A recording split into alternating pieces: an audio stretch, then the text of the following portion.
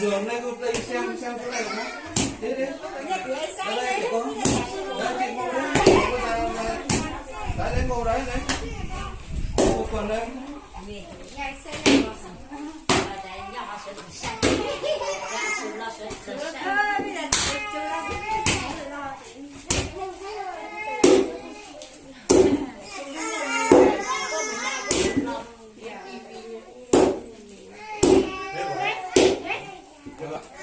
xong rồi thì gói thôi.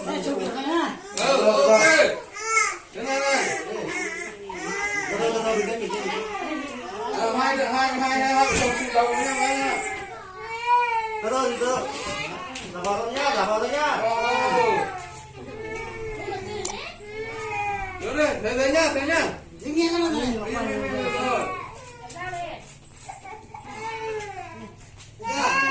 Rồi cứ giữ đây. Được rồi, đấy. Đấy, cứ làm đây. Tức tao.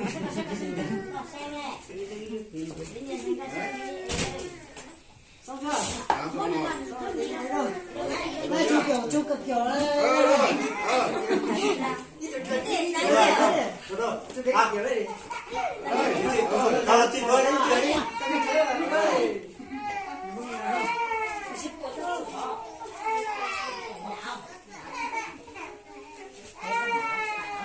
Rồi.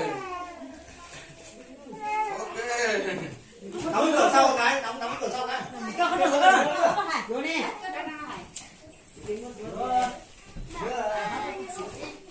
Bắt à.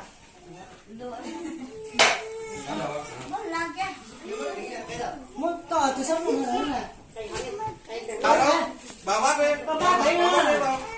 Bà bắt đi thằng này là thật nha. Bước phải của nhỏ đi đấy.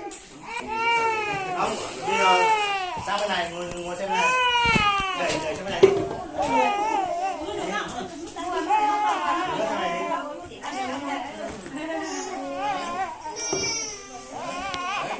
Rồi đấy.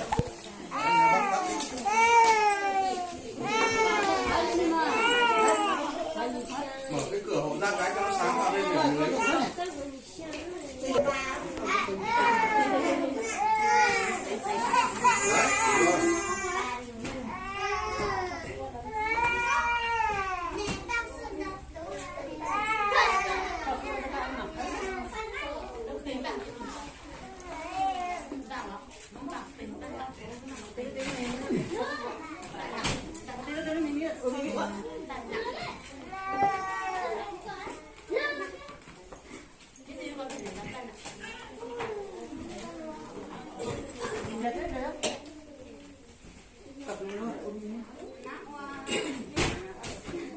Em nắng rồi.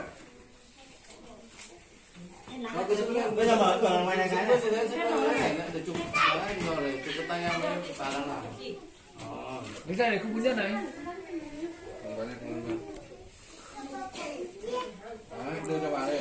Chơi đây đầu chơi này. Đây, chụp. Đấy rồi. Chụp xong chưa? Đấy, em lặn đi, em lặn. Cứ về đây xem nhá. Đây, anh cứ làm đi, anh xem công viên bằng tay. Đấy, cứ lặn đi cho nó to vào.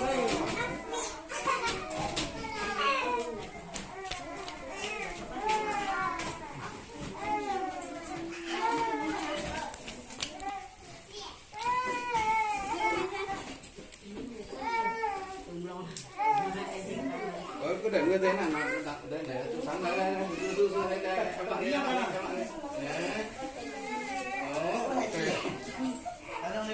Đấy gì? Giờ để một lát rồi nên một lát thật đấy. Bây giờ là tôi cần cho nó nhắc thật giấy rồi.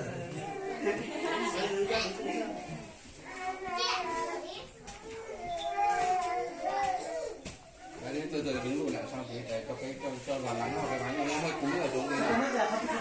Đấy, cúi ở xuống bên kia. Đấy nhá, rồi ok. Thế rồi thế nào?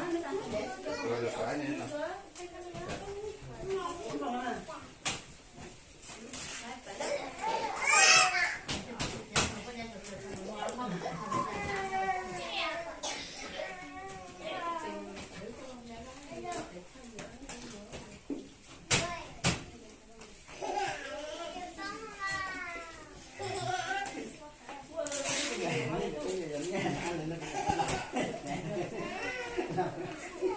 Anh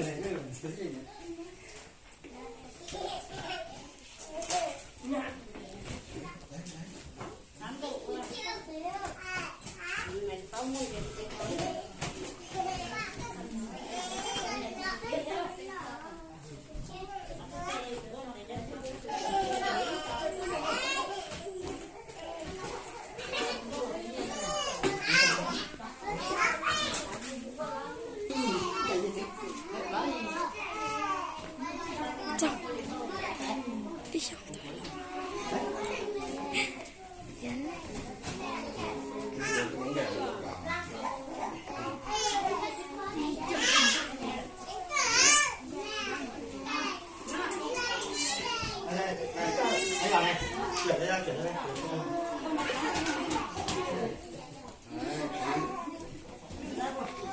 Cứ lặn đi thôi. Cầm đi cầm vậy. Ông chưa có xem à?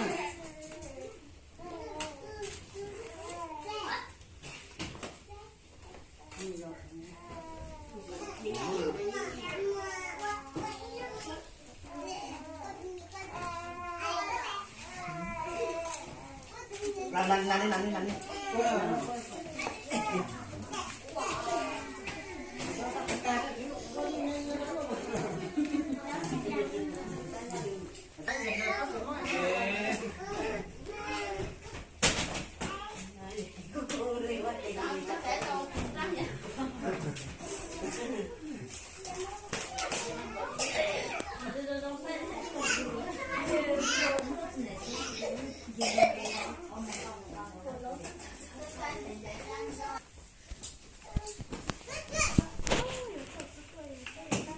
Thôi đừng nặng vội nhá, đừng nặng vội nhá, để bên này ra hết ra. Đó.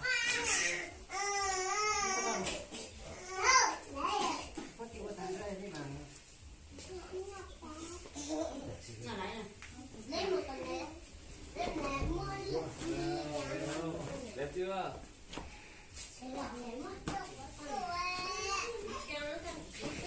Rồi đi, em làm đi, em cứ làm cái hết. Làm đi. Chị xuống em làm rồi. Lấy đi. Bên này tí mới ná là nào luôn. Cứ làm đi.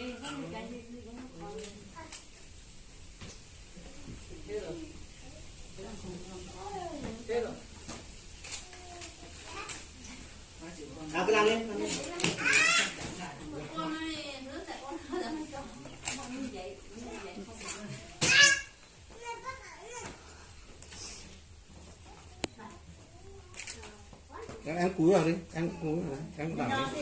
Đó.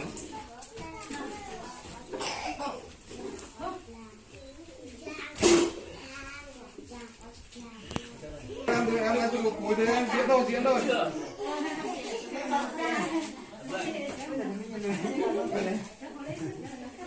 Lấy bánh đi. Cứ lấy đi để cho con lấy để cho con. Kêu lên đây đó. Cứ đưa cho, đúng không? Đứng đây bảo đứng đây. Nó đi đâu vậy? Nó đi đâu con này có là con chuột con à?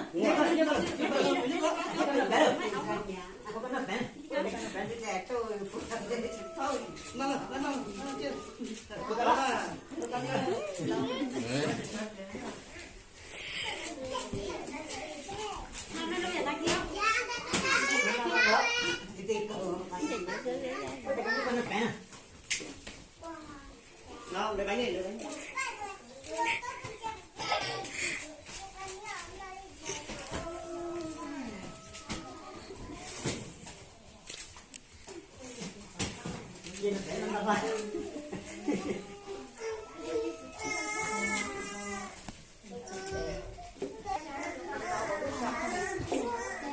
Ngoài 18 là ế, tầm 20 là ế.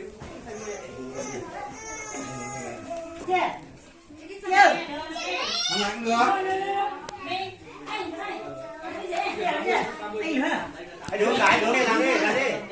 Cái con này, xin là bé nhá. Đi từ sáng Em nhấp bỏ rồi, nhấp bỏ rồi anh nhá cần.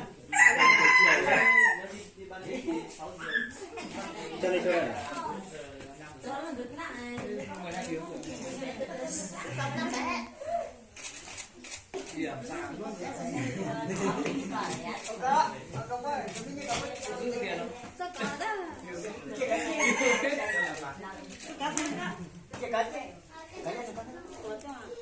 什么怎么回事？上来我做完了，他走。Ui này chưa nữa. Nhớ có rồi, nhớ có rồi.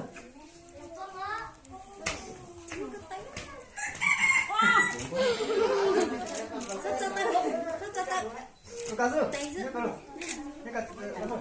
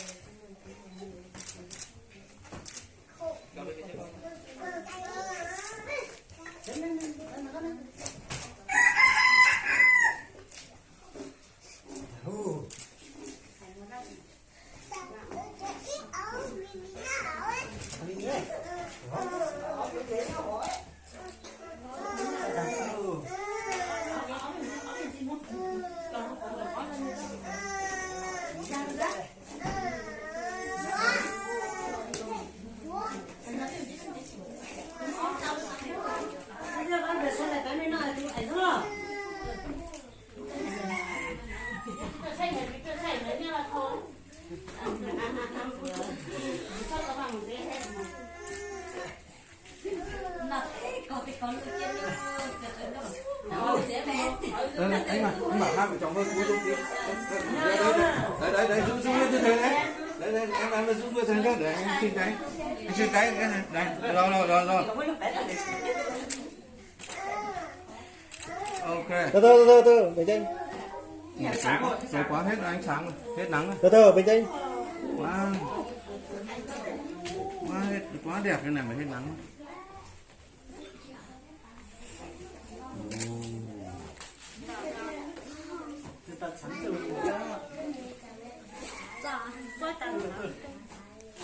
Nắng rồi đấy. Nắng rồi đó. Thấp cái tay xuống, thấp tay. Ok. Đấy.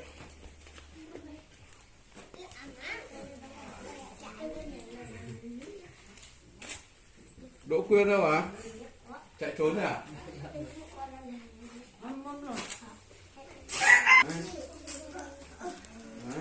Rồi, ok. Bánh này.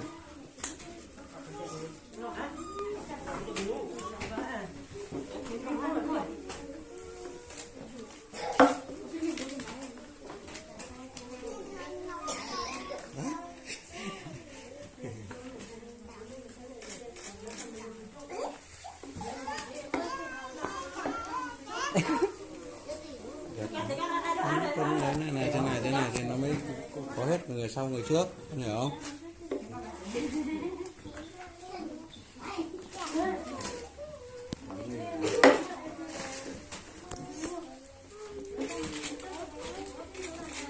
Ôi chết, con sao?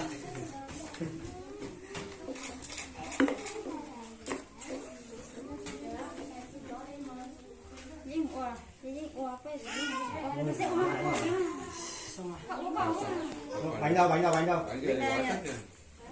để bên này à? Rồi có thế thì để đấy xong tí nữa lại giải ra, đúng không? Đốt cái lửa cái lên. Đốt cái bếp cái lên. Đem cái củi này sang bên kia. Xong ngồi quây quần bên kia để ăn. Cháu ta nói phụ nhắm phụ nhìn nó ấy.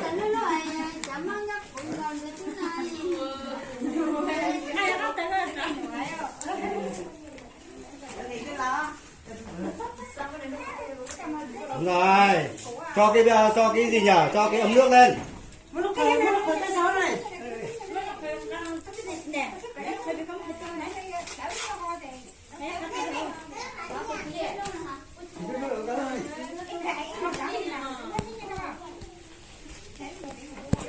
Được bao nhiêu cái bánh? Chắc phải được 2-3 chục. Thế à?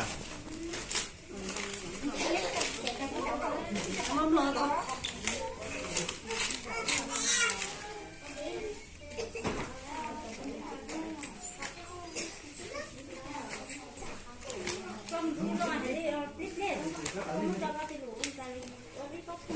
Chị Quyên chị làm gì đấy? Đang bận việc.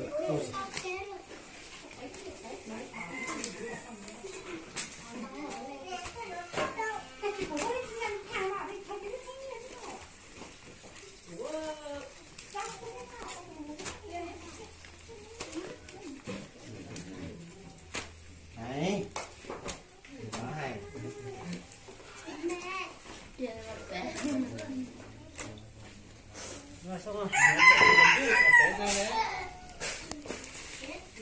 Này. Cho anh 2 đứa trong